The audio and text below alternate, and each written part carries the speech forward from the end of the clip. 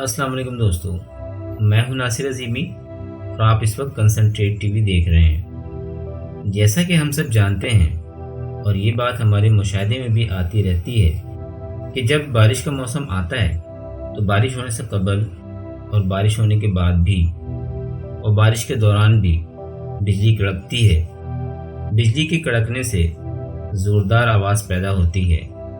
بجلی کی کڑکنے سے ایک خوف پیدا ہوتا ہے اور بارش سے قبل اگر بجلی کڑکتی ہے تو ایک امید اور خوشی ہر انسان کے اندر پیدا ہوتی ہے کہ بارش ہونے والی ہے۔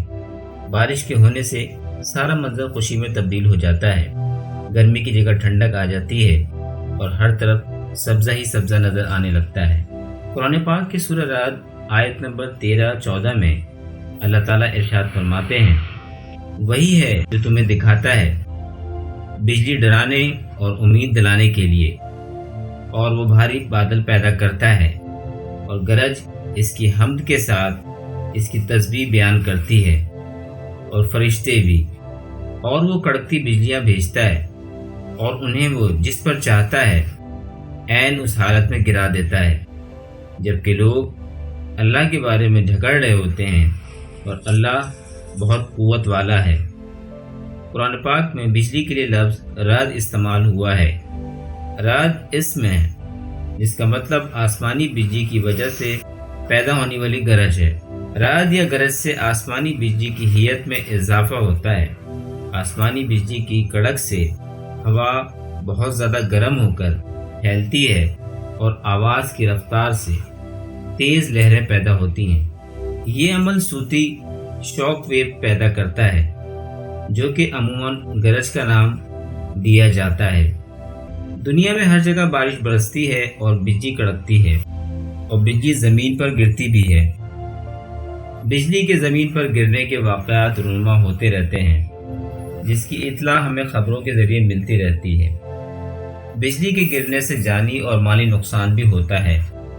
ایک محتاط اندازے کے مطابق ہر سال دنیا میں 6,000 سے لے کر 24,000 افراد ہلاک ہو جاتے ہیں، جبکہ زخمیوں کی تعداد 24,000 کے قریب ہوتی ہے۔ املاک کا نقصان الگ، جس کا تخمینہ بھی الگ ہے۔